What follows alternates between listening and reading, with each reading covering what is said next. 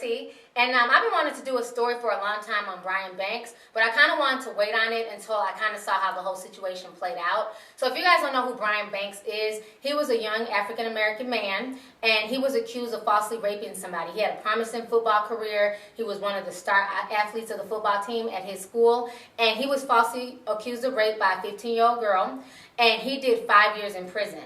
And when he ended up getting out of prison, the girl friended him on Facebook. He knew he hadn't done anything to her. She eventually admitted it. So this caused a lot of outrage, and it was just sad that this man had to spend so much time in prison for a crime that he did not commit. He lost his football scholarship. His life was forever altered.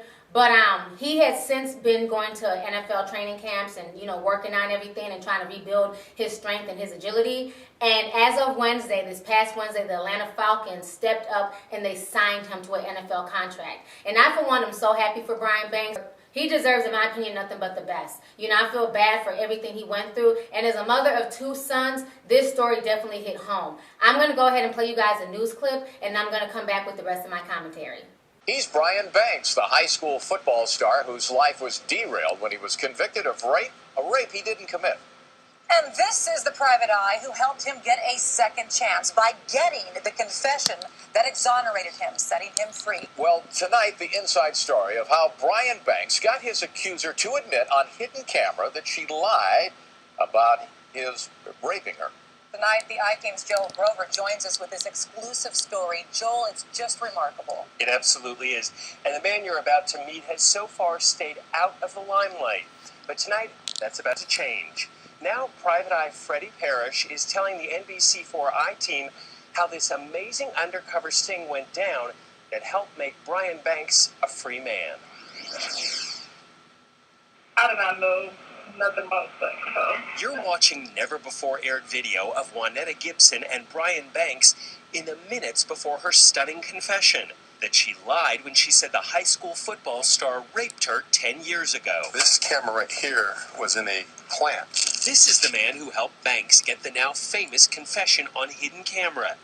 Private investigator Freddie Parrish. There's only one chance to get the goods. I mean, you've got to make it right the first time. Parrish's son played football with Brian Banks at Long Beach Polytechnic High in 2002, the time Juanetta Gibson made her false rape accusation. Gibson's family got $1.5 million settlement from the school district, and Banks got 5 years in prison and 5 more on parole, shackled with an ankle monitor. So I know I'm not behind bars, and I know I'm not locked up right now, but I'm still very much incarcerated. Then last year, Brian Banks got a Facebook friend request from Juanetta Gibson. Mr. Banks called my son, Freddie, and asked him, what should I do? My son naturally says, hey, you got to call my dad. He'll help you with this. Once I was able to read the case, there was no doubt in my mind that this young man was innocent. Parrish devised a plan to clear Brian Banks' name. He wired his office. We had a pin like this with hidden cameras sitting in this pin holder, and with microphones. We had put the audio device in that tree right there behind me. The Private Eye suggested Banks first invite Gibson to his office for a friendly chat about their past. I lost all the scholarships, everything. Brian Banks asks Gibson for help in clearing his name. I will go through with helping you less. But she's afraid of losing all that money from her settlement. All that money they gave me, I don't want to have to pay it back. All that, because that will take a long time. Now comes the hard part. Banks had to convince Gibson to come back the next day and talk to the Private Eye who was helping free him.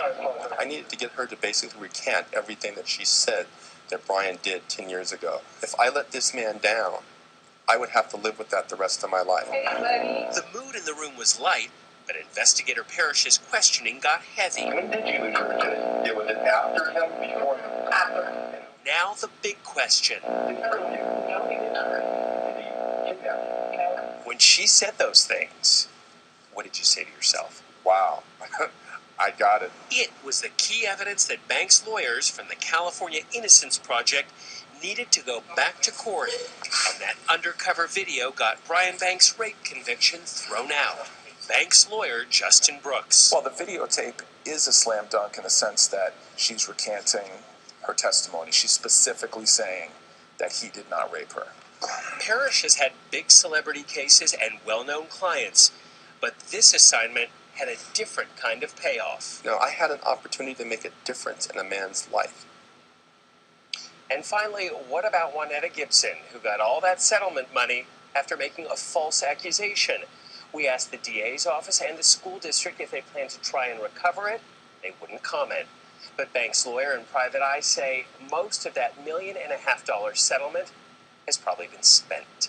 You know, in fact, Joel, a lot of the neighbors and even some friends have come forward saying that money was spent left and right, and on a lot of things, including cars, a lot of cars. It is thought that she's gone through, or her family has gone through most of them.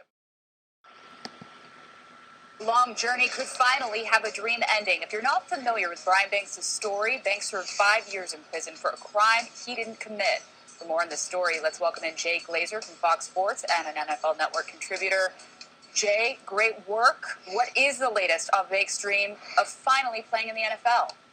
Yeah, you know, Brian has had a long journey. He said he was 5 years incarcerated, but then he had the ankle bracelet on. He really got his dream taken from him from a crime, as you said, he didn't commit.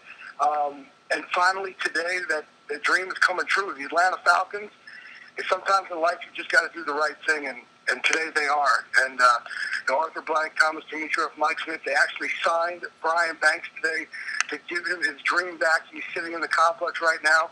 Just talked to him. He said, hey, I just passed Cloud 9. I'm on Cloud 10 right now. You guys just watched both of those news clips, and the whole situation just makes me really upset. One, it's been a whole year since everything initially came out. This woman has not been charged. Her mother has not been charged. They have not been forced to pay back the $150 million that they got. People even came out stating that they had spent $150 million in less than a few years. And the reason why she didn't want to come out and admit it was because she was scared she was going to have to pay back the money. You know, it's a sad day and time when we put money on such a pedestal as opposed to human life, as opposed to somebody's reputation and their integrity. I feel like this. If a woman falsely accuses a man of rape, and it comes out that he did not touch her, and especially if he had to do time, she should have to do that time. That 5 years that he had to do in prison, she should be doing them. If she cannot pay back the $150 million, she needs to be sitting her ass in jail along with her mother and whatever adults co-signed this bullshit. This situation is sickening to me because, like I said, I'm a mother of 2 boys, and I would be heartbroken if something like this happened to my kids. We need to learn to start raising our children better. So maybe she had low self-esteem, low self-worth. I don't know. There's no excuse for making a false allegation like that. Accusing somebody of rape when they did nothing to you. He probably didn't even know her. He was popular, and she looked like the lone wolf of the damn high school.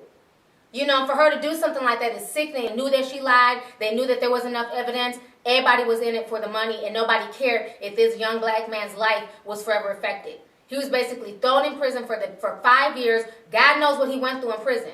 He could have been raped, beat, whatever. He went to prison as a young child off of some shit that he didn't do. You know, lost his scholarship. He lost 5 years of his life. That could have been a child that he had in that time. He could have been married, and now he has to, you know, re-pick up the pieces of his life, and this bitch is still chilling. And I think for her to, you know, do what she did, I definitely think that she should do some time. I definitely think that she should be forced to repay the money back. You know, she can't pay back the money, then she should do some time. She should do the same amount of time that he had to do. And it's unfortunate because when women really do get raped, then they get treated like the girl did with the Steubenville case, where people, you know, just treated her like she was trash, didn't care about the fact that she was raped, you know, really didn't believe it, made excuses for the rapist. So when you falsely accuse somebody of raping, you are affecting victims who have really been raped.